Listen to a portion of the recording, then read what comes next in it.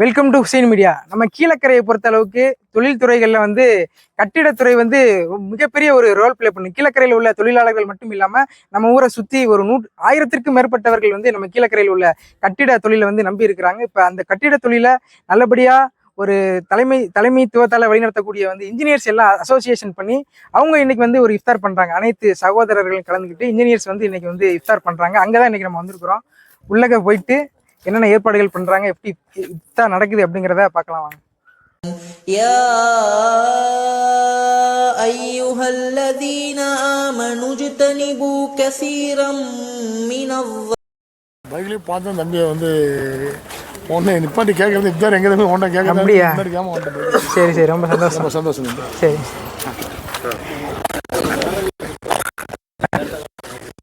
நல்லா இருக்கீங்களா? நல்லா இருக்கேன். இப்போலாம் இன்ஸ்டாகிராமை திறந்தவன் நம்ம ஆமா,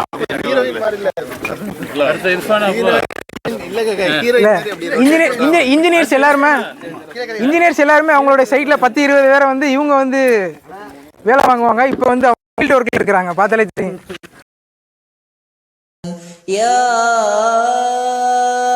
அய்யுஹல்லதீன ஆமனு ஜ்தனிபு கஸீரம் மினல் ظن இன்ன பஅதல் ظن இஸ்ம் வலா தஜஸ்ஸஸு வலா யக்தப் பஅதுகும். முதலாவது விஷயம், ஊடகங்களில் நாம் பார்த்து தெரிந்து கொண்டது. சோசியல் மீடியாக்கள்ல, டிவிகளில் எதை அவர்கள் நமக்கு காண்பிக்கிறார்களோ, எது நமக்கு காட்டப்படுதோ அதை இஸ்லாம் என்று நம்மளாலே அதான் தெரிஞ்சுக்க முடியும். அதை தாண்டி நம்மளால தெரிஞ்சுக்க முடியாது. முதல் விஷயம், இந்த அடிப்படையில் வரக்கூடிய விஷயங்களை தான் நம்ம இஸ்லாம் என்ற அடிப்படையில் நம்ம பார்க்குறோம். ஒன்று. இரண்டாவது, முஸ்லிம் மக்களுக்கு மத்தியில் அவங்க எப்படி இருக்காங்க, முஸ்லிம் மக்கள் என்று வாழக்கூடிய மனிதர்கள் இருக்காங்களா இல்லையா, ஆண்கள் பெண்கள் அவர்கள் எல்லாம், அவர்களுடைய வாழ்க்கையிலிருந்து நாம் பார்க்கக்கூடிய விஷயங்கள், இதை தான் நம்ம இஸ்லாம் என்று தெரிஞ்சு வச்சிருக்கோம். உண்மையிலேயே இதுதான் இஸ்லாமா என்று கேட்டால் இல்லை. குர்ஆனும் ஹதீஸும் சொல்லக்கூடிய இஸ்லாம் என்பது முழுமையாக இதுதான் என்று கேட்டால் இல்லை. ஏன்னா இஸ்லாமியர்களில் நம்ம இங்க இஸ்லாமியர்களா இருக்கக்கூடிய நம்மள அதிகமானவர்கள் இஸ்லாம் சொல்லக்கூடிய முறைப்படி நம்முடைய செயல்பாடுகளை ஆக்கியிருக்கமா என்று கேட்டால் இல்லை. யதார்த்தத்துல அதை ஒத்துக்கணும். ஏன்னா அதனுடைய விளைவாகத்தான் பிற சமூக மக்கள் எல்லாம் இஸ்லாத்தின் மீதாக ஒரு தவறான பார்வை உருவாகுவதற்கு நாங்கள் தான் காரணம்.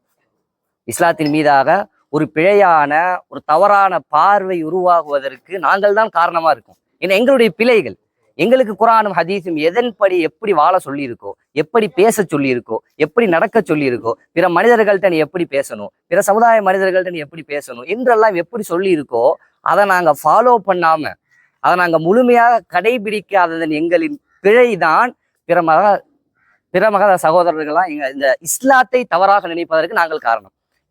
அதிகமான வரலாறுகள்ல முகமது நபி அவர்களுடைய வரலாறுகளை நீங்க பாருங்க. தனி மனிதர்களாக இஸ்லாத்தை அங்கீகரித்த அந்த மனிதர்கள் இருக்காங்கல்ல, அவர்கள் அதிகமானவர்கள் முதலாவதாக அந்த முகமது நபி அவர்கள் மீது கோபம் கொண்டு வந்தவர்கள் அவர்களிடத்தில். ஏன்னா அவர் என்ன ஒரே ஒரு இறைவனை மட்டும் தான் வணங்கணும்னு சொல்றாராமே, எங்களுடைய தெய்வங்கள்லாம் வணங்கக்கூடாதுன்னு சொல்றாராமே, அவர் எப்படி அப்படி சொல்லலாம் அப்படின்னு அவர் மீது கோபம் கொண்டு, எதுக்கே வரக்கூடிய கோபம் தானே, கோபம் கொண்டு அந்த மனிதர்கிட்ட வர்றாங்க, அந்த முகமது நபி அவர்கிட்ட வர்றாங்க. வந்து பார்த்தா அவருடைய பேச்சு, அவர்களை உபசரிக்கக்கூடிய முறை, அவர்களிடத்தில் நடந்து கொள்ளக்கூடிய முறை, இதெல்லாம் பார்க்கும்போது அவர்களால் அவர்கள் மீது கோபப்பட முடியல. வந்தது கோபம் கொண்டுதான். இன்னும் சிலர் கொல்ல வேண்டும் என்ற எண்ணத்தில் வந்தவர்களும் உண்டு.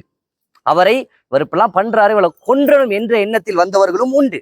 ஆனால் வந்து அவரிடத்தில் பேசும்போது, அவரிடத்தில் பழகும் போது, தங்களை எந்த அளவுக்கு அவர்கள் உபசரிக்கிறார்கள் என்பதை பார்க்கும்போது இவர் அந்த மாதிரி அவர் கொள்கையாதான் அப்போ வரைக்கும். அப்பவும் அவருடைய கொள்கை ஒரு இறைவன் தான், அவனைதான் வணங்கணும் என்பதுதான் அவருடைய கொள்கை. ஆனால் அவர்கள் நடந்து கொண்ட அந்த முறை இருக்கா இல்லையா, அது அவர்களுக்கு அவ்வளவு தாக்கம் செலுத்துச்சு. சரிங்களா? இது முதல் விஷயமா நான் சொல்லிக்கிறேன். இரண்டாவது, இஸ்லாத்தை பற்றிய ஒரு சிறிய அறிமுகமாக ஒரு சில விஷயங்கள். முதலாவதா, இஸ்லாம் பெற்றோர்கள்ட்ட எப்படி நடந்துக்க சொல்லுது. இஸ்லாம் குர்ஆன்ல அல்லாஹ் தஆலா இறைவன் என்ன சொல்றான்னா, அவர்களை பார்த்து நீங்கள் சீ என்றும் சொல்ல வேண்டாம். பெற்றோர்களுடைய விஷயத்தில் நிறைய விஷயங்கள் இருக்கு. உதாரணத்துக்கு ஒரு يا أيها الذين آمنوا كتب عليكم الصيام كما كتب على الذين من قبلكم لعلكم تتقون أياما معدودات فمن كان منكم مريضا أو على سفر فعدة من أيام أخر وعلى الذين يطيقونه فدية طعام مسكين فمن تطوع خيرا فهو خير له وأن تصوموا خير لكم إن كنتم يا أيها الذين آمنوا اجتنبوا كثيرا من الظن إن بعض الظن إثم ولا تجسسوا ولا يغتب بعضكم بعضا أيحب أحدكم أن يأكل لحم أخيه ميتا فكرهتموه واتقوا الله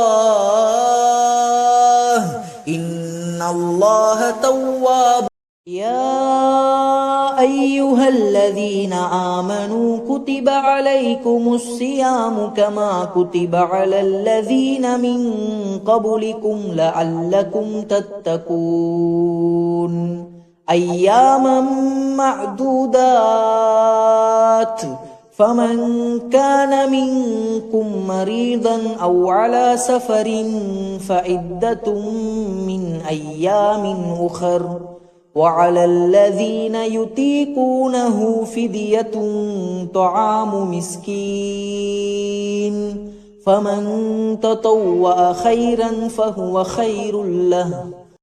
சொல்லுங்க, இஃப்தார் ஏற்பாடுகள் எப்படி இருந்துச்சு? சகோதரத்துவத்தை கேட்குற இந்த இப்தார் நிகழ்ச்சி மிகவும் சிறப்பாக அரேஞ்ச் செய்த Kilakarai civil engineer and architect association அவர்களுக்கு ஒரு மிகப்பெரிய நன்றியை தெரிவித்துக் கொள்கிறேன். இந்த இப்தார் நிகழ்ச்சியை அனைத்து மக்களும் கலந்து கொள்வதற்காக இந்த முள்வாடி அருகே ஹமிதா ஸ்கூல் பின்புறம் ஏற்பாடு செய்தார்கள். ஆகவே அனைத்து மக்களும் கலந்து இந்த இப்தார் நிகழ்ச்சி மிகவும் சிறப்பாக நடைபெற்றது.